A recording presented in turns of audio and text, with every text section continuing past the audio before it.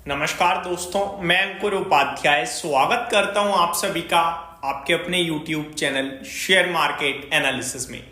सबसे पहले तो आप सभी को होली की हार्दिक शुभकामनाएं। देखो, आपकी जेब में अलग अलग रंग के नोट रहते हैं और इस होली पे मैं यही उम्मीद करता हूं कि आगे भी आपकी जेबों में वो अलग अलग प्रकार के नोट, स्पेशली वो गुलाबी नोट बना रहे। वैसे तो बाजार पूरी तरीके से लाल रंग दिखा रहा है, पोर्टफोलियो में गिरावट चल रही है, लेकिन शुरुआत सिर्फ इतनी ही करना चाहूंगा कह के कि बाजार में गिरावट जितनी भी आई है आज तक, वो सब बहुत शॉर्ट टर्म रही हैं और बहुत पेनफुल रही हैं। उस गिरावट में जो कुछ होता है वो आज भी हो रहा है, पहली बार कुछ नहीं है। वो फियर, मार्केट खत्म हो जाएगा, शेयर बाजार में कभी पैसा नहीं लगाऊंगा, हर दिन नुकसान, पैसा टूट रहा है, इतना लॉस उतना लॉस, ये लाइफ लॉन्ग होता रहा है। लेकिन out of 100 I think 80 stocks long term में आउट परफॉर्म करते हैं। 80, आप इतिहास उठा के देख लेना, चार्ट देख लेना। खबरें कभी कुछ चलेंगी, लेकिन ज्यादातर लंबी अवधि में पैसा बनता है। लंबी अवधि का मतलब बहुत सारे निवेशकों को समझ में नहीं आता। कोई सोचता है अगर मैंने 1 साल से ज्यादा ओन कर लिया मैं लॉन्ग टर्म इन्वेस्टर हो गया। नहीं, लंबी अवधि मिनिमम 3 साल से शुरुआत है, उसके बाद 5 साल अच्छा, 10 साल बहुत अच्छा, और 10 के बाद होती है जो 8वां अजूबा बोला गया है ना दुनिया का, 8th वंडर ऑफ वर्ल्ड, वो कंपाउंडिंग बोला गया है। और 10 साल के बाद कंपाउंडिंग की पावर शुरू होती है। 1 मिनट लेके आपको बताना चाहूंगा, LIC की जो पॉलिसीज होती है ना, जो पॉलिसीज LIC देता है, बेचता है, उन पॉलिसीज में आप नोटिस करो जो प्रीमियम आप पे करते हो, 10 साल तक जितना पे कर रहे हो उससे 10 साल से पहले तोड़ दोगे तो आई थिंक जितना पे कर दिया है उतना भी नहीं मिलता। लेकिन 10 साल के बाद वो एक्चुअली में ग्रो करना शुरू होता है।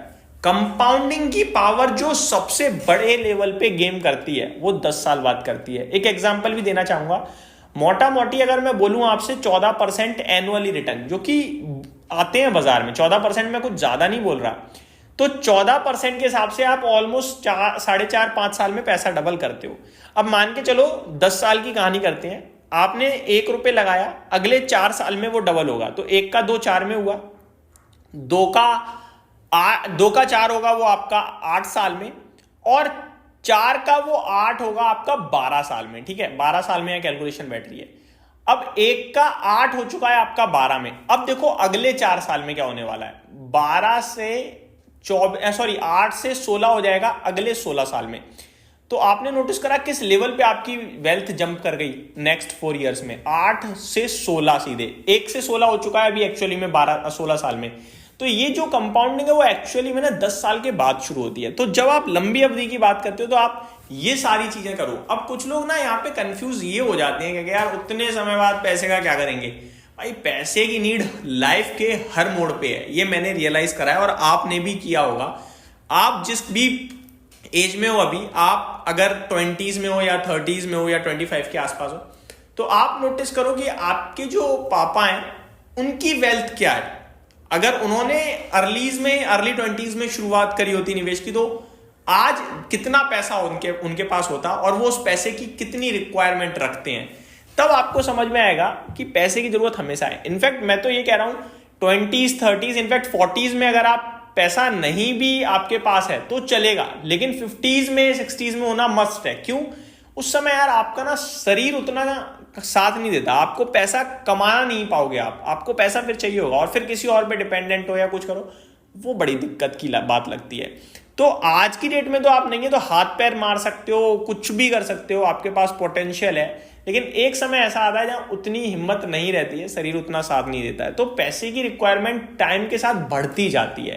तो शुरू करो निवेश करना, भरोसा रखो निवेश पे और इसे समय दो, और डिसिप्लिन मस्ट है भाई। अगर आगे बढ़ना है तो विदाउट डिसिप्लिन तो नहीं बढ़ पाओगे। अब देखो 4 मिनट की वीडियो हो चुकी है और मैं कॉन्सेप्ट जो बताना चाह रहा था उससे टोटली डिफरेंट चला गया, बट ठीक है, आज वैसे भी होली है, उम्मीद करता हूँ ये सारी चीजें वैसे आपको अच्छे से पता भी हैं, बस ये है कि कभी कभार शेयर हो जाती हैं आपके साथ तो थोड़ा सा मनोबल और बढ़ता है कि हाँ यार यही ठीक चीज है ना। बाकी ट्रेडिंग वगैरह में जल्दी पैसा बनते हुए दिखता है, बनता नहीं है, तो उससे बचना, वो कैपिटल तोड़ेगा आपका। अब आते हैं दोस्तों डेटा पे। अमेरिका के बाजार की हालत बड़ी खराब है। शुरुआत तो इन्होंने ऐसे करी थी कि टैरिफ लगाएंगे, कंपनीज की अर्निंग्स बढ़ेंगी और make America great again. But ऐसा कुछ नहीं हो रहा है, हो रही है प्रॉब्लम अमेरिका में।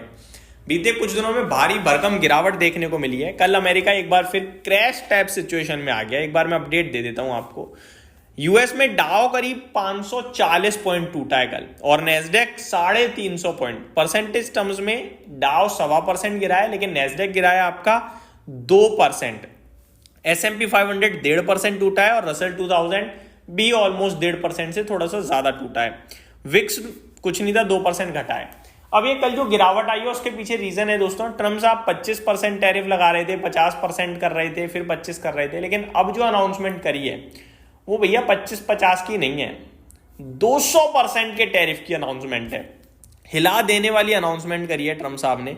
वो कह रहे हैं भैया हम 200 पर धमकी दिया, अभी तो यूरोप से आने वाली जो वाइन्स वगैरह है उन पे 200% का टैरिफ मारूंगा, ऐसा कुछ कहा है उन्होंने, जिसकी वजह से कल बाजार अमेरिका का टूटता हुआ दिखा है। ना केवल इतना दोस्तों, गोल्डमैन सैक्स और सिटी ग्रुप ने यूएस इकोनॉमी को ही डाउनग्रेड कर दिया। सिटी ग्रुप ने यूएस इक्विटीज को डाउनग्रेड कराया और गोल्डमैन सैक्स ने यूएस इकोनॉमी को ही डाउनग्रेड कर दिया है। अब डाउनग्रेड करके क्या कह रहे हैं, इसके बारे में मैं आप सभी के साथ अंकुर उपाध्याय एसएमए वाले चैनल पे बात करूंगा, तो उसके लिए आप प्लीज उस चैनल को भी सब्सक्राइब करके रखना, डिस्क्रिप्शन में आपको लिंक मिलेगा। लेकिन इतना जरूर है कि अमेरिका में प्रॉब्लम दिख रही है, भारतीय बाजार पे इसका इंपैक्ट नहीं आएगा, रिलैक्स रहिएगा।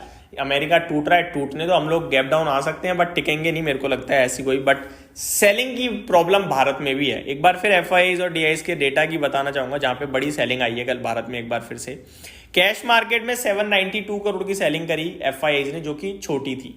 लेकिन फ्यूचर्स में एक बार फिर 2150 करोड़ की सेलिंग कर दी, और फ्यूचर्स की सेलिंग बड़ी होती है, आपको पता ही होगा।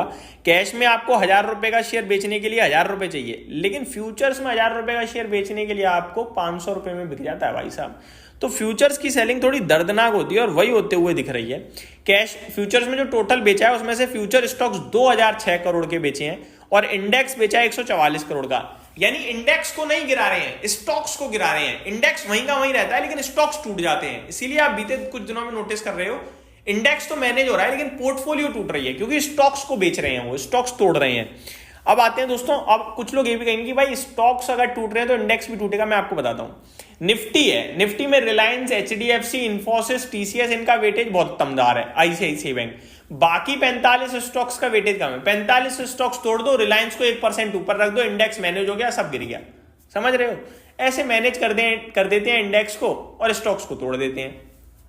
अब आते हैं दोस्तों last but not the least data पे, भारतीय बाजार पे। भारतीय बाजार की बात करें तो यहाँ पे सेलिंग प्रेशर दिख रहा है, जो आई थिंक जल्दी खत्म होना चाहिए, क्योंकि अभी ब्रोकरेज फर्म्स पॉजिटिव होने लगे हैं, चाहे वो डोमेस्टिक हो या वो फॉरेन हो। और जैसे ही वो फंड्स में दिखेगा एक्शन, आपको भारतीय बाजार संभलता हुआ दिखेगा। बाकी यूएस को लेकर बड़ी चिंताएं बन रही हैं इस समय, जिसके बारे में आप सभी के साथ और डिटेल में बात करूंगा सेकंड वीडियो में। अंकुर उपाध्याय एसएमए पे बने रहिएगा चैनल के साथ। Thank you so much for watching this video, and again happy Holi.